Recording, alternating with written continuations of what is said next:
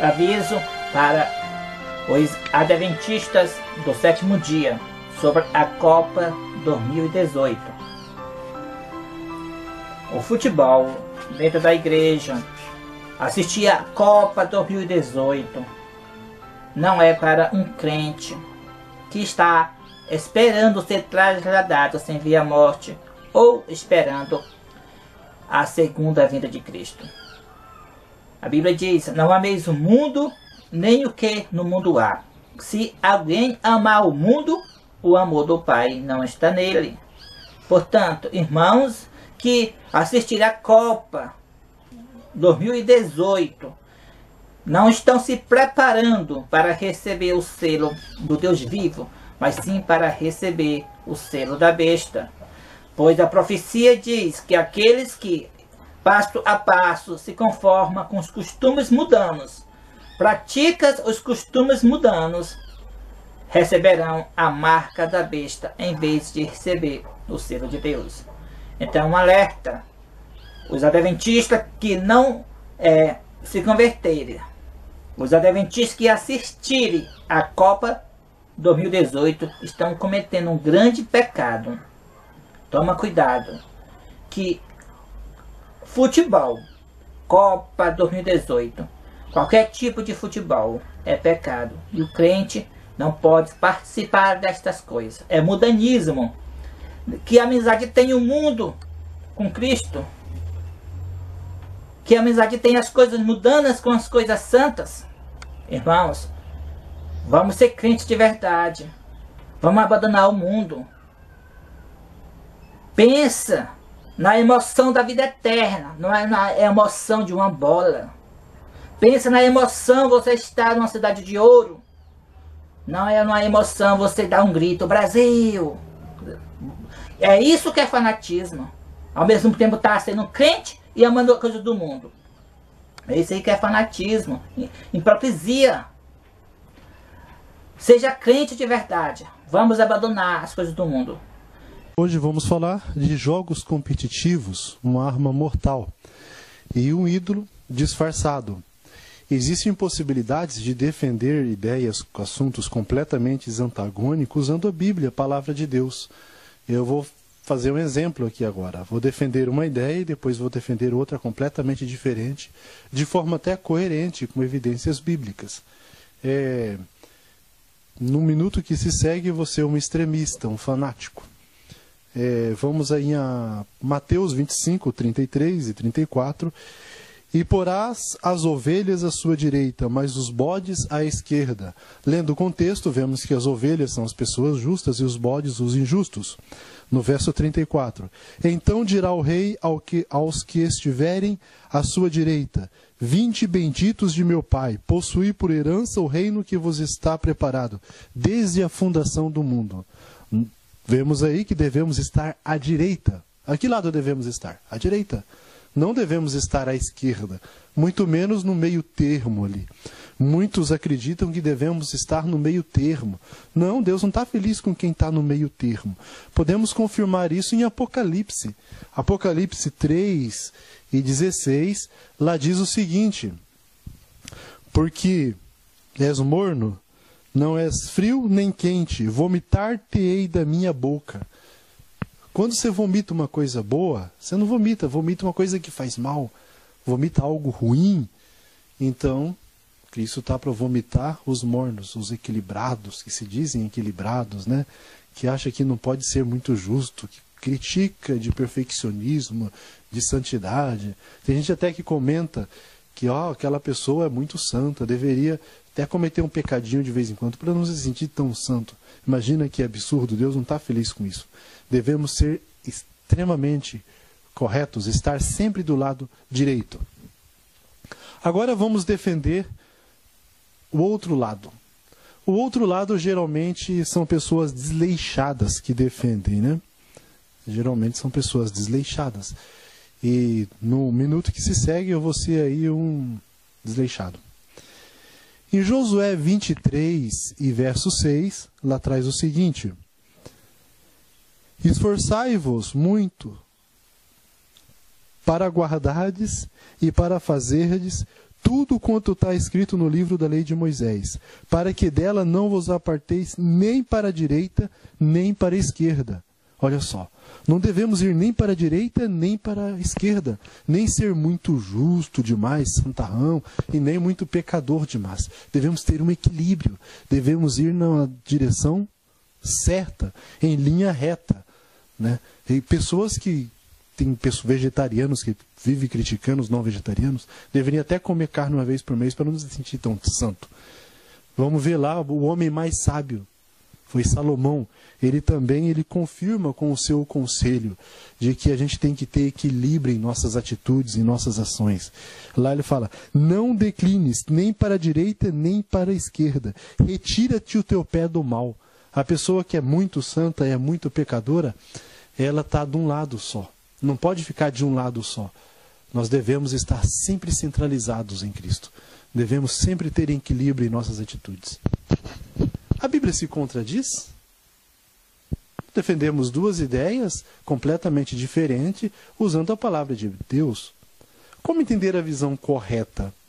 Primeiro devemos estudar a Bíblia e apresentar a Bíblia, né, de forma imparcial. Ambos os assuntos, se nós analisarmos a fundo, as pessoas falam corretamente, com evidências bíblicas, mas falam de forma parcial. Falando de forma parcial, você não vai ao cerne do assunto, né? Porque Deus, através dos seus profetas, inspirou ele a enviou correções para as pessoas desleixadas. Contrapartida também existe na palavra de Deus correções para as pessoas fanáticas. Então, quando um desleixado está lendo a Bíblia e ele lê aquelas correções para ele, o que ele faz? Vista grossa, não presta muita atenção, né? Quando a correção é para os outros, né, para os fanáticos, aí ele, né, marca, aí ele posta, prega sobre aquilo, coloca aquilo na mente, porque está corrigindo os outros e não a ele. Contrapartida, os fanáticos fazem o mesmo. Quando existem advertências corrigindo as atitudes dele, faz vista grossa. Quando é corrigindo a atitude do próximo, ele marca, ele anota e não muda. Agora, o que acontece? É preciso analisar tempo e circunstância em todas as mensagens bíblicas, porque os preceitos e regras nem sempre são eternos, eles estão limitados ao tempo e à circunstância. Mas existe uma coisa que é eterno, os preceitos divinos. Os preceitos divinos são eternos. Atrás de cada regra, de cada preceito, existe um preceito divino, existe um princípio divino. Veio aqui à minha mente, eu vou falar sobre o preceito da circuncisão. Acredito que existem melhores, mas é o que eu pude compartilhar com vocês agora. Refere-se a um princípio de preservação da vida, com boa saúde. A circuncisão, a fundo, é isso. E o que acontece? Na época dos apóstolos, nas épocas de Cristo, era possível a pessoa fazer uma reforma de saúde sem abster-se de alimento cárneo, né? Hoje não. Então o que acontece? Na época o preceito era outro, hoje o preceito é outro. Mas o princípio é o mesmo. Ambos, para ter boa saúde, devemos obedecer a Deus. Hoje não é necessário mais circuncidar-se, mas é necessário abster-se de alimentos cárneo, porque é a maior fonte de contaminação de doenças. Isso eu não falo só religiosamente. Uma pessoa não religiosa, até ateu, que entende que o estômago não é um tambor de lixo, tem que ter cuidado com a saúde, ele é um vegetariano. Nós sabemos muito bem disso. Agora, voltando ao texto com uma visão mais ampla, sem parcialidades, vamos entender que os textos falam de assuntos diferentes.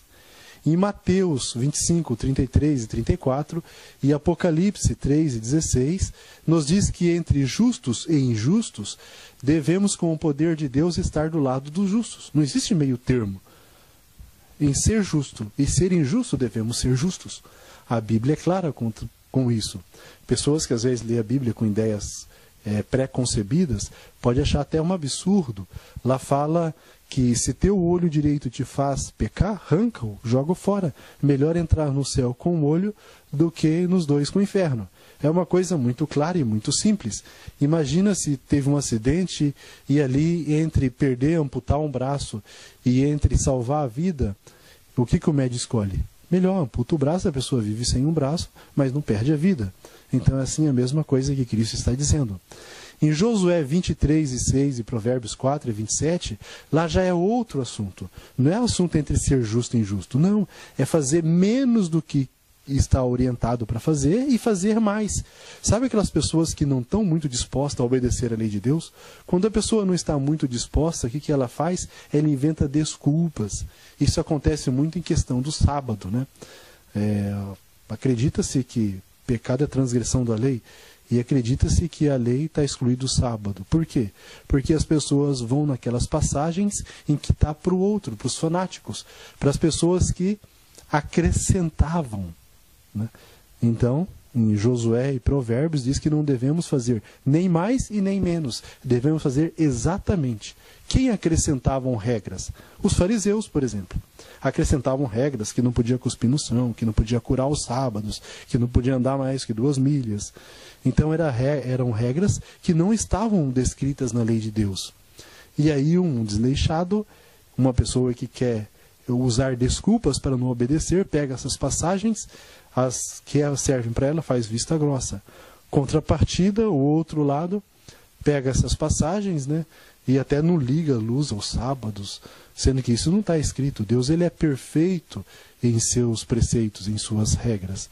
E nós devemos fazer exatamente o que ele pediu, não querendo colocar mais e nem querendo colocar menos. Por as pessoas estudarem a Bíblia como ler um jornal, como ler um livro de história, ou como estudar um livro de matemática, de qualquer jeito, sem tomar cuidado com esses princípios de interpretação bíblicas e outros, por isso temos aí uma infinidade de religiões. E dentro das religiões temos uma infinidade de grupos, sendo alguns separatistas e outros não. O que isso tem a ver com o esporte competitivo? O esporte competitivo é a arma de Satanás. É o que mais forma pessoas parciais. A pessoa vem desde criança sendo treinado na escolinha lá, né, a ser parcial. E sendo parcial, pode estudar a Bíblia a vida toda, saber a Bíblia de cor, de trás para frente salteado, jejuar até desfalecer, que não vai adiantar nada. Não vai ter uma comunhão com Cristo, não vai entregar-se para Cristo, não vai crucificar o eu. E não adianta nada. E esportes competitivos estimula-se sempre a competição e a parcialidade, nunca a imparcialidade. Esses jogos vai de encontro com orientações divinas. Vou mencionar 3 aqui. Tais como, importa que ele cresça e que eu diminua. Jamais no esporte competitivo tem isso. Segundo, quem quiser ser o maior, que seja servo. Terceiro, não haja entre vós contenda. Observe, existe uma série de conselhos divinos que nunca se harmoniza com os jogos competitivos. Filipenses 4, 8, 9 nos diz que devemos pensar em tudo que é puro, verdadeiro e etc. Fala de sã consciência, com honestidade para si mesmo. Em um jogo competitivo, você vai pensar em tudo que é puro, verdadeiro, aonde a outra pessoa você precisa neutralizar a influência dela para chegar a um objetivo final, que é vencer? Não, você vai pensar em enganar, em ludibriar, em dar um lé, um chapéuzinho, coisas assim. Fazer de conta que vai para um lado e vai para o outro. Quem é o pai da mentira? O pai da mentira é Satanás. Então, em um jogo competitivo, está adorando Satanás, sem perceber. Em 2 Timóteo 2, 24 a 26, diz que os servos de Deus devem, primeiro, não se meter em contendas.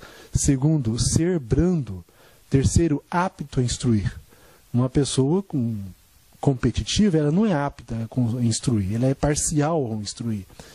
É paciente, disciplinado com mansidão, sensato e afastando-se dos laços do inimigo. Quem participa de jogos competitivos não está afastando-se dos laços do inimigo. Então, com certeza, não é apto para ser um servo do Senhor. De acordo com os escritos de Ellen White, confirma, em Conselhos a Pais, Professores e Estudantes, página 350, vou pedir para vocês me acompanharem, durante a noite fui testemunha do que realizaram nos terrenos da escola. Os alunos que tomaram parte da grotesca pantomima apresentada representaram a mente do inimigo, alguns de maneiras impróprias. Foi-me mostrado uma visão das coisas, visão em que os alunos estavam jogando partidas de tênis e de cricket. Foram-me dadas instruções quanto ao caráter dessas diversões. Não está falando a violência dessas diversões. Detalhe, o caráter. E outra coisa importante, elas me foram mostradas como uma espécie de idolatria, como ídolos das nações. Então, jogos competitivos é ídolos das nações. Assim como existia Baal no moderno, no passado existem os jogos competitivos, hoje é o Baal moderno. Concluindo, se uma pessoa acredita na palavra de Deus e ainda participa de brincadeiras onde reina competição e engano, ela está sendo incoerente. Por quê? Em Provérbios 26, 18 e 19 afirma que brincar com a mentira, quem briga com a mentira é tolo. E brincar com a mentira não se harmoniza em parte nenhuma com a palavra de Deus. Não se harmoniza com um cristão verdadeiro. Agora, se uma pessoa acredita na Bíblia ainda, e ainda acredita nos escritos de Ellen White, é mais incoerente ainda, porque nos escritos de Ellen White afirma de maneira explícita que jogos competitivos é ídolo.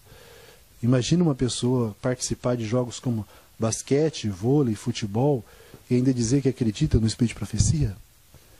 Não é descrito lá por violência dos jogos, porque tem pessoas que falam, não, mas Ellen White comentava que é contra o futebol, mas é o futebol americano, que existe violência, né?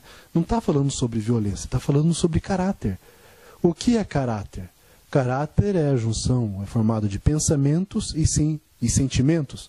Uma pessoa faz más atitudes, o que nós já falamos? Isso é um mau caráter. As atitudes revelam o caráter. A boca fala do que está cheio o coração. Se uma pessoa tem boas atitudes, nós falamos, essa pessoa é um bom caráter. Porque o coração dela tem bons pensamentos e bons sentimentos. Num jogo competitivo, quais são os sentimentos? Sentimento de supremacia. Às vezes acha ruim que na igreja um quer ser melhor do que o outro. Mas o que nós fazemos na igreja do futuro? Formamos crianças com espírito de supremacia. Permitimos que nossos filhos, desde criança, fiquem lá competindo, ver quem é o melhor, menosprezando o de menor capacidade. Vai ter o quê? Uma igreja doentia. Então devemos cuidar com a saúde de nossa igreja, não permitir que haja competição. E imagina menosprezar os de menor capacidade. Eu não vejo Jesus menosprezando, olha, vinde a mim os campeões, os aleijados, né? Longe de mim, não. Vinde a mim todos que estáis cansados e sobrecarregados, e eu vos aliviarei. Imagina em um jogo competitivo, aquelas pessoas mais capazes é logo escolhido para participar do time. Os menos capazes fica de escanteio, né? Até se aconselha, você não quer passear lá com a irmãzinha? Por quê? Os menos capazes é menosprezado em jogo competitivo. Nós vemos que não se harmoniza de forma nenhuma com Cristo. Harmoniza mais com Satanás. Agora, e quais os pensamentos? Será que tem um pensamento em lutar pelo bem de todos? Não. Pensamentos parciais em lutar pelo bem do grupo, da equipe que você está. Você só luta pelo bem. As outras pessoas, você não quer vencer os obstáculos. Você tem que vencer as pessoas. Porque você considera as pessoas obstáculos em sua vida. E Cristo jamais considera pessoas obstáculos na vida. Então nós vemos que a filosofia dos jogos competitivos não se harmoniza de forma nenhuma com a palavra de Deus.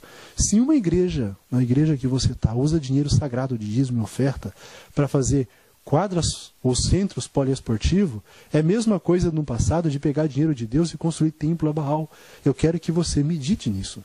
Não sou eu que estou falando, porque Misael está falando, se fosse um doutor, né, muitos ouviria. Não, preste atenção na mensagem. Porque se não prestar atenção na mensagem e no nome da pessoa, você com certeza no passado ia rejeitar Cristo. Quem é Cristo? Quem é João Batista? Né? Estude mais sobre o assunto. Considere cada detalhe. Apelo a todos a abandonar esses ídolos disfarçados. Pois se uma pessoa é competitiva, ela pode ler a Bíblia que não vai fazer influência na vida dela. Devemos tirar aquilo que faz com que a palavra de Deus perca a influência em nossa vida. O meu conselho é para não ter uma religião parcial. Não ter uma religião parcial. Ter uma religião imparcial. Convido a todos a temer a Deus e dar-lhe glória, pois é chegado a hora do seu juízo. Adorai somente a Criador dos céus, da terra, do mar e das fontes das águas.